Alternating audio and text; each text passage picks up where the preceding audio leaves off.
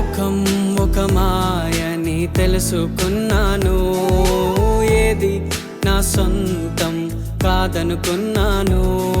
ఈ లోకం ఒక మాయని తెలుసుకున్నాను, ఏది నా సొంతం కాదనుకున్నాను.